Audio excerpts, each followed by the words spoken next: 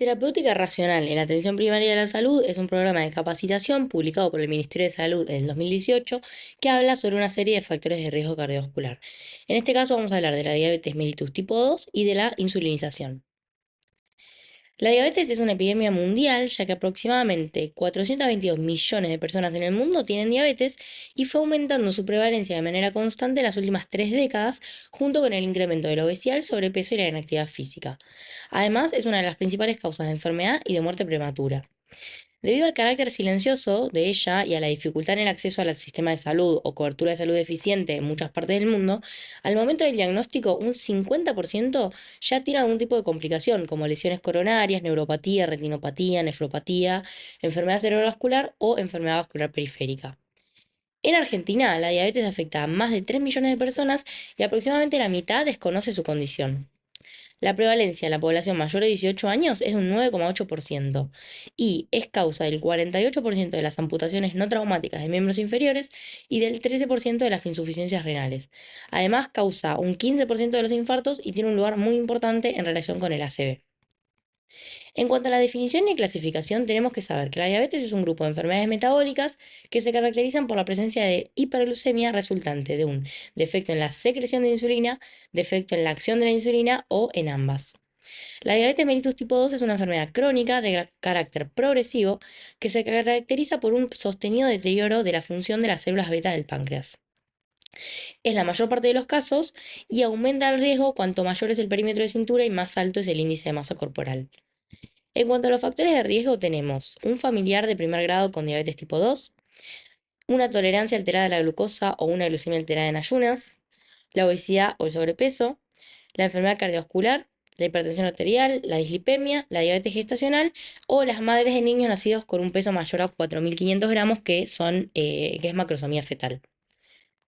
En cuanto a la clasificación, la diabetes mellitus tipo 1 se caracteriza por una destrucción de la célula beta que lleva a un déficit absoluto de insulina y la etiología puede ser autoinmune o idiopática. La diabetes tipo 2 se caracteriza por una resistencia a la insulina y se acompaña de un déficit relativo de la misma. Las alteraciones del metabolismo de la glucosa, que son estados metabólicos intermedios entre la normalidad y la diabetes, y no son una entidad clínica en sí misma, sino que son un factor de riesgo para el desarrollo de diabetes y enfermedad cardiovascular, que son la glucemia alterada en ayunas y la tolerancia alterada a la glucosa. La diabetes gestacional, que es una alteración de la tolerancia a la glucosa de severidad variable que comienza por primera vez durante el embarazo en curso. Esta definición es válida independientemente del tratamiento, de si es una diabetes previa o de si la alteración se resuelve cuando finaliza el embarazo. Este tipo de diabetes es importante, por un lado, porque implica un mayor riesgo de presentar complicaciones tanto durante el embarazo como durante el parto, y porque además tanto las madres como los hijos tienen más riesgo de tener diabetes tipo 2 en el futuro. Y por último, otros tipos específicos son la diabetes causada por otras etiologías, por ejemplo, defectos genéticos en la función de la célula beta o de la acción de la insulina, enfermedades del páncreas exócrino, endocrinopatía, fármacos, drogas, infecciones, entre otras. En cuanto a los criterios diagnósticos, el primero es el de dos glucemias en ayunas de 8 horas realizadas en 2 días distintos con un valor mayor o igual a 126. Este método es la primera prueba a hacer en la pesquisa de la diabetes tipo 2. Otro criterio a tener en cuenta es una glucemia mayor o igual a 200 2 horas después de una prueba de tolerancia oral a la glucosa con una carga de 75 gramos de glucosa anhidra disuelta en agua. Esta prueba se recomienda en personas que tengan una glucemia en ayunas entre 110 y 125 o en personas que tengan un factor de riesgo para diabetes y que la glucemia en ayunas sea entre 100 y 109. Otro criterio es la presencia de síntomas cardinales de la diabetes, que son poliuria, polidipsia, polifagia, pérdida de peso, más una glucemia al azar que sea mayor o igual a 200. Por último, en 2010, la Asociación Americana de Diabetes, que es la ADA, publicó nuevas recomendaciones donde incorpora a la hemoglobina glicosilada como un nuevo criterio diagnóstico, aunque en nuestro país no se usa tanto como criterio diagnóstico, sino más para seguimiento, pero igual es la hemoglobina glicosilada mayor o igual a 6,5 y el análisis tiene que hacerse en un laboratorio que tenga un método certificado y estandarizado. Para hacer el diagnóstico, el resultado de una misma prueba se debe repetir para confirmarlo. Es decir, por ejemplo, la glucemia en ayunas se debe hacer 2 veces y tiene que dar 2 veces mayor a 126. O lo mismo con la PTOG. A menos que el diagnóstico sea clínicamente claro, como un paciente con la crisis de hiperglucemia o síntomas clásicos y la glucemia al azar mayor o igual a 200. Otra opción es que si dos pruebas distintas están por encima de los umbrales diagnósticos, el diagnóstico también se confirma. Es decir, si tenemos una PTOG mayor a 200 y una glucemia en ayunas mayor a 126, también se confirma. Por último, si se hacen dos pruebas distintas y los resultados son discordantes, la prueba cuyo resultado está por encima del punto de corte diagnóstico se debe repetir y el diagnóstico se hace en base a esa prueba. En cuanto a la prediabetes, es una elevación de la glucemia por fuera de los valores normales, pero que no alcanza los valores diagnósticos de la diabetes. Es el estado metabólico previo, que no es diabetes, pero tampoco es lo normal. La ADA la define como un estado que precede al diagnóstico de diabetes e identifica dos situaciones. La glucemia alterada en ayunas, que es una glucemia en ayunas de 8 horas entre 100 y 125 para la ADA o entre 110 y 125 para la OMS, o una tolerancia alterada a la glucosa, que es una glucemia a las 2 horas de la PTOG entre 140 y 199. Tenemos acá un algoritmo para el diagnóstico que es, por ejemplo, una glucemia al azar mayor a 200 más los síntomas de diabetes nos hacen el diagnóstico.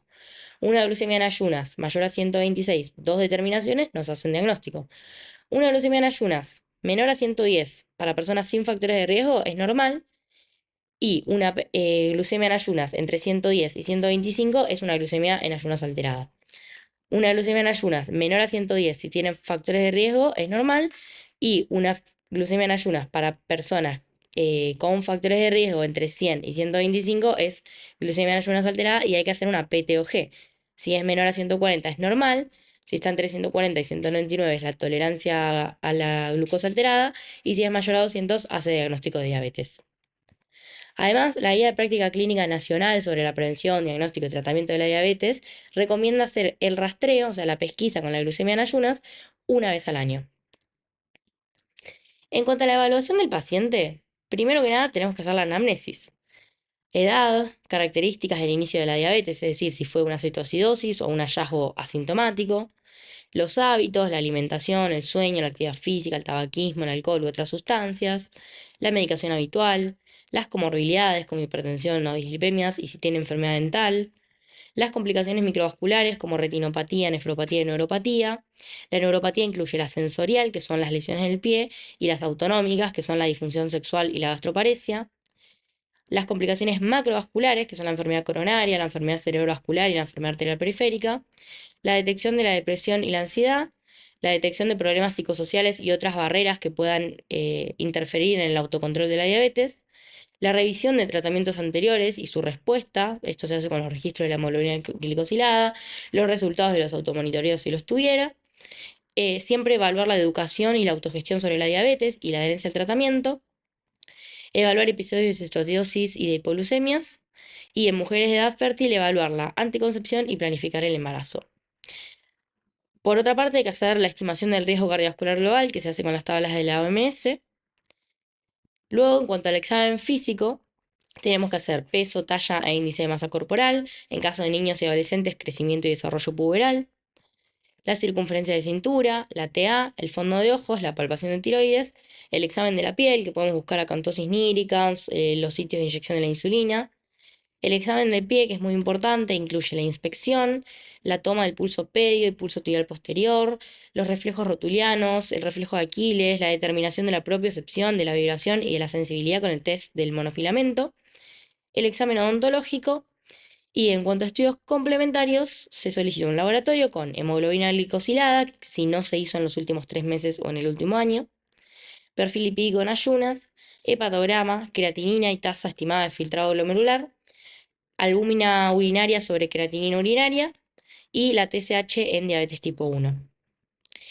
En cuanto al seguimiento, acá tenemos un esquema que nos muestra todo lo que les comenté, hay que hacerlo al momento de la evaluación inicial y después hay cosas que se van a repetir cada 3 o 4 meses o de forma anual. Por ejemplo, la circunferencia de cintura cada 3 o 4 meses, el peso del IMC también, la TEA también, la inspección del pie también, la glucemia y la hemoglobina glicosilada también.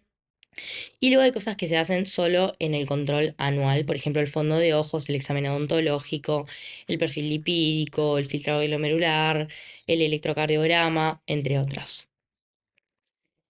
En cuanto al tratamiento de la diabetes tipo 2, tenemos que saber que se basa en educación más evaluación de las complicaciones microvasculares y macrovasculares, más la normalización de la glucemia, la minimización de los factores de riesgo cardiovascular y evitar fármacos que puedan agravar las anomalías del metabolismo de la insulina o de los lípidos.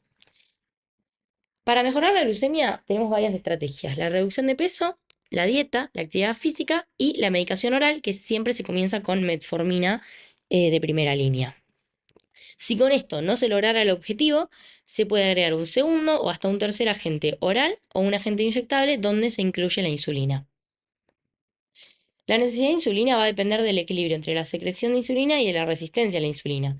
Por ejemplo, todos los pacientes con diabetes tipo 1 van a necesitar el tratamiento con insulina de forma permanente, a menos que tengan un trasplante de páncreas o completo o de islote.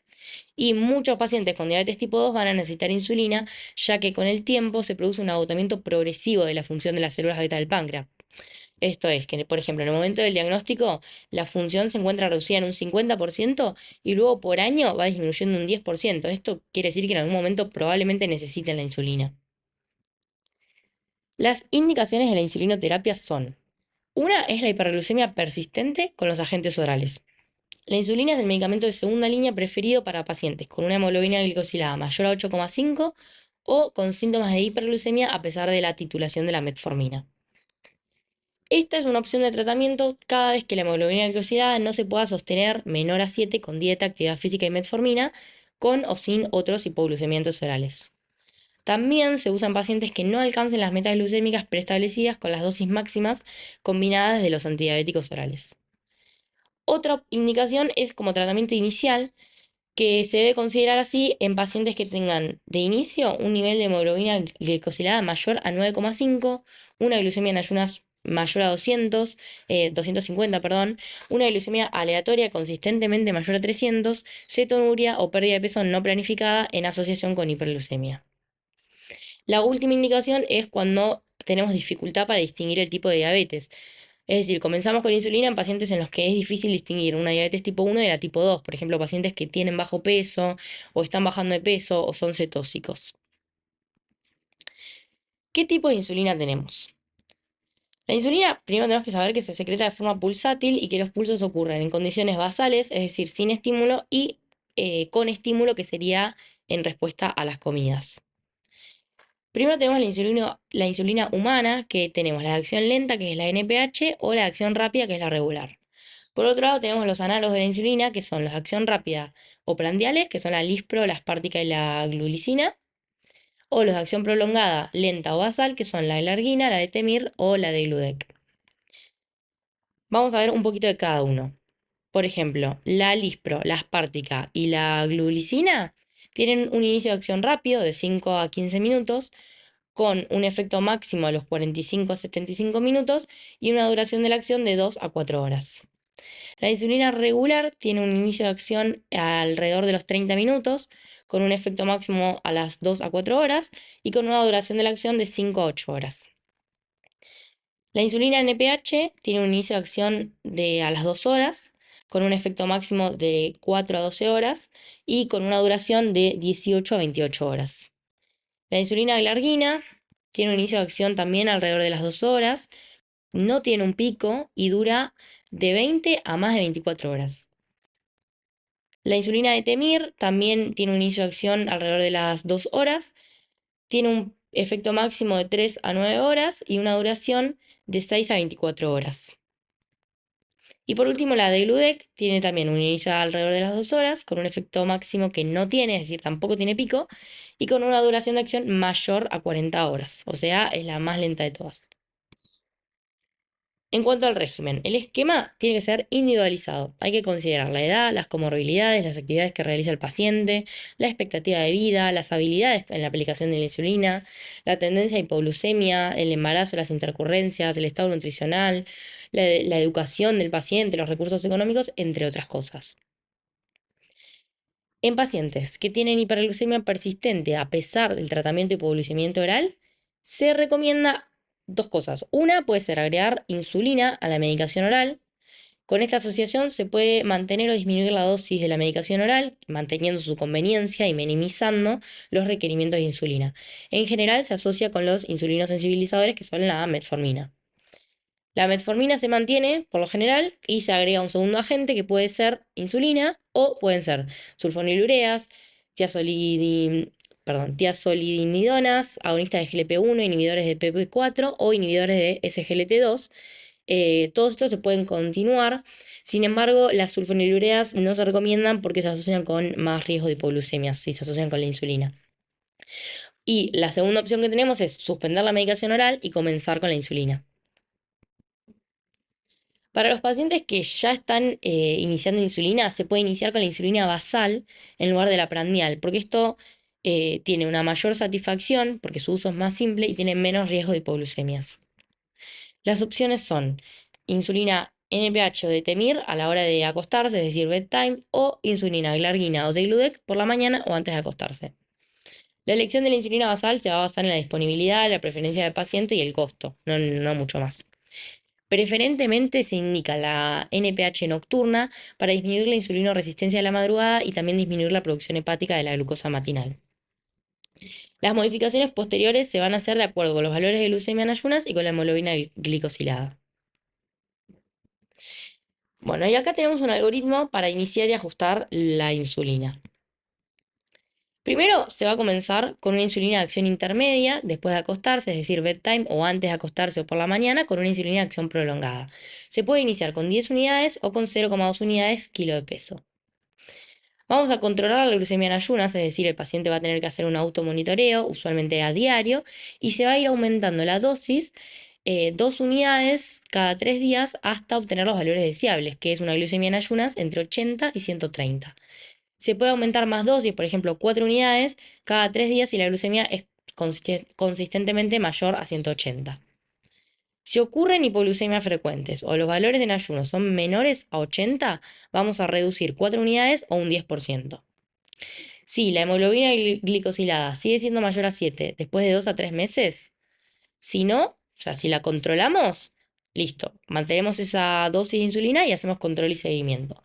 Si sí, si la hemoglobina glicosilada es mayor a 7 y las glucemias en ayunas están entre 80 y 130, vamos a controlar las glucemias pre-almuerzo, pre-cena y antes de acostarse, y dependiendo de los resultados vamos a indicar una segunda inyección, también pudiendo comenzar con 4 unidades y aumentando 2 cada 3 días dependiendo de los valores. Si la glucemia pre-almuerzo está fuera de rango, agregamos una insulina de acción rápida en el desayuno. Si la glucemia pre-cena es la que está fuera de rango, agregamos NPH en el desayuno o de acción rápida en el almuerzo. Y si la glucemia que está fuera de rango es la de antes de acostarse, agregamos insulina de acción rápida con la cena. Si la hemoglobina glicosilada luego de 3 meses se mantiene mayor a 7, si no, control y seguimiento con esa dosis. Y si sí, consideramos la derivación a otro nivel de atención o a un especialista. En cuanto a la elección, tenemos las insulinas basales, que puede ser insulina NPH de acción intermedia antes de acostarse más medicamentos orales, o insulina de acción prolongada como la glargina una vez al día, o la de Temir una o dos veces al día, más agentes orales. Esto puede causar menos hipoglucemias nocturnas, pero pueden tener un costo más elevado. Y la insulina de Gludec tiene una eficacia similar a la glargina y una menor tasa de hipoglucemias. Las insulinas prandiales se pueden administrar antes de las comidas, la insulina de acción rápida, la regular, o antes, durante o inmediatamente después, las de acción ultra rápida. Con este esquema, el paciente tiene que aplicarse mínimo 2 veces al día la insulina, o sea, prealmuerzo y precena, y esto puede dificultar la adherencia al tratamiento. Y las insulinas premezcladas son combinaciones fijas de insulina de acción rápida o corta, más insulina de acción prolongada o intermedia, que aportan 2 picos de actividad en una sola inyección y presentan una flexibilidad limitada para ajustar las dosis. Algunos ejemplos que tenemos son metformina más insulina NPH bedtime, metformina más insulina basal más insulina prandial, metformina más gliptina más insulina basal, metformina más inhibidores de la DPP4 más insulina basal. Son muchas combinaciones que podemos hacer y elegir en cuanto a los fármacos. Lo importante que hay que saber es que la metformina es el fármaco siempre que elegimos primero y que en pacientes en que necesitemos que pierdan peso, se puede hacer tratamiento con un agonista de GLP-1 porque está demostrado el descenso de peso con el mismo, pero en estos casos el costo es bastante elevado. En cuanto al ajuste y control de dosis, vamos a tener que hacer un automonitoreo con la glucemia capilar. Para la NPH nocturna son automonitoreos previos al desayuno. Para la NPH matinal son automonitoreos previos al almuerzo y a la merienda. Para la NPH del almuerzo son automonitoreos previos a la cena. Y para el control de la insulina rápida o ultra rápida son monitoreos 2 horas después de las comidas. Y para el control de las insulinas de Gludet, de Demir y Larguina son monitoreos previos al desayuno. En cuanto a la preservación de la insulina, tiene que estar alejada de la luz solar y a una temperatura de 2 a 8 grados y se puede conservar a temperatura ambiente la insulina que se encuentra en uso, pero siempre tiene que ser menor a 30 grados. En cuanto a la insulinoterapia, algunos aspectos a tener en cuenta es que se debe inyectar en el tejido celular subcutáneo. La vía endovenosa y la intramuscular solo se reservan para situaciones de emergencia, por ejemplo, cetoacidosis, acidosis química, cirugías. No hay que aplicarlo en zonas de cicatrices o heridas, ni en lunares ni en el músculo. La inyección es en subcutánea. Los sitios de aplicación, tenemos varios. El abdomen es donde se absorbe más rápidamente. Acá se usan las insulinas de acción rápida. Los brazos, en la zona externo superior, también se absorbe rápido, entonces usamos insulinas de acción rápida. Los glúteos, en la parte superior y externa, se absorbe más lentamente, así que usamos insulina de acción lenta. Y los muslos, la zona anterior y externa, también se absorbe lentamente y usamos las de acción lenta. Hay que tener una higiene adecuada de manos y el sitio de aplicación. Hay que homogeneizar la insulina, si son la NPH o las bifásicas. Y la aplicación tiene que ser en forma perpendicular al plano de la piel a 90 grados. Para evitar el dolor podemos hacer algunas cosas como administrar la temperatura ambiente, que no hayan burbujas en la jeringa, que el músculo esté relajado, que la aplicación sea rápida. Se recomienda en el tratamiento crónico rotar el sitio de aplicación semanalmente, cambiar la aguja con cada aplicación y algunas cosas a tener en cuenta de los horarios son que la insulina regular se da 20 a 30 minutos antes de las comidas, las insulinas de acción ultra rápidas 10 a 15 minutos antes, durante o inmediatamente después de las comidas, la insulina NPH antes de la cena si es una cena tardía o antes de acostarse, y la de Gludec, la Glarina y la Levemir se pueden aplicar sin relación a las comidas. En cuanto a la evaluación del control metabólico, se va a hacer con el automonitoreo glucémico, que les comenté, y con la hemoglobina glicosilada, es el método de elección para evaluar el control glucémico, ya que permite estimar la glucemia promedio a la que está expuesta una persona a lo largo de 24 horas por un lapso de 90 a 120 días y también es un fuerte valor predictivo de complicaciones. Se recomienda medirla al menos 2 veces al año en pacientes que cumplen los objetivos y que vienen con un control glucémico estable y trimestralmente en pacientes cuya terapia cambia o que no lleguen a los objetivos glucémicos. En cuanto a los objetivos del control glucémico, tenemos la hemoglobina glicosilada. Em, el objetivo es menor a 7% para hombres y mujeres no embarazadas. Este es el objetivo como estándar. El objetivo menor a 6,5% en pacientes que tengan una diabetes de corta duración, que tengan una larga expectativa de vida, que no tengan enfermedad cardiovascular significativa, que sea una diabetes tipo 2 tratada solo con estilo de vida o metformina, siempre y cuando se pueda lograr sin una hipoglucemia significativa o otros efectos adversos. Y vamos a buscar un objetivo menor a 8% en pacientes que tengan antecedentes de hipoglucemia severa, que tengan una expectativa de vida corta, que tengan complicaciones microvasculares avanzadas o macrovasculares, o que tengan ya una diabetes de larga evolución. En cuanto a la glucemia basal y preprandial, el objetivo va a ser de la basal entre 70 y 130 y la preprandial entre 90 y 130. Y en la glucemia postprandial, el objetivo es que sea menor a 180 y los objetivos siempre tienen que ser individualizados teniendo en cuenta la duración de la diabetes, la edad, la esperanza de vida, la enfermedad cardiovascular, las complicaciones, las hipoglucemias asintomáticas, etc. Por último, tenemos que tener en cuenta el control de otros factores de riesgo que inciden en el riesgo de desarrollo de complicaciones micro y macrovasculares.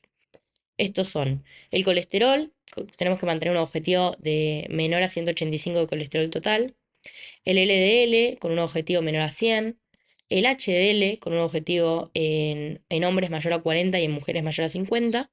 Los triglicéridos tenemos que buscar que sean menores a 150. La presión arterial tenemos que buscar que sea menor a 130-80. Y el peso, que es el IMC, tenemos que buscar que sea un IMC menor a 25.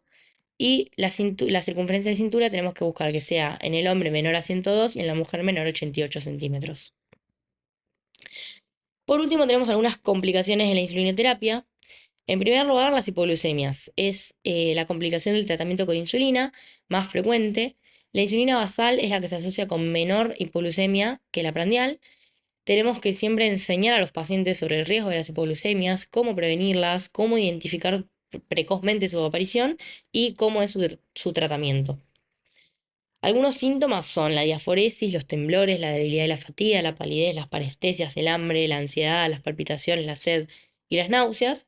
Y algunas de sus causas son que sea una dosis de insulina inadecuada, algunos hipoglucemiantes orales, especialmente las sulfonilureas, no cumplir con el plan de alimentación, es decir, comer poco, no comer hidratos de carbono, no respetar los horarios de las comidas, realizar actividad física sin precauciones, es decir, sin realizar el automonitoreo previo, o aumentar la duración o la intensidad sin hacer los cambios en la dosis de la insulina, o no comer los hidratos de carbono, y beber alcohol ya que disminuye los niveles de glucosa y bloquea su liberación de los depósitos.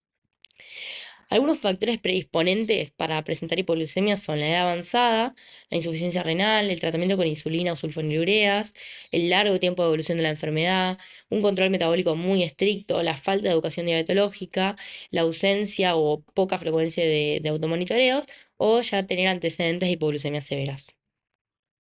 En cuanto al tratamiento de las hipoglucemias, tenemos que saber que si la glucemia es menor a 70, primero vamos a dar un vaso de agua con una cucharada sopera de azúcar, o un vaso de jugo de frutas con azúcar o una gaseosa no dietética.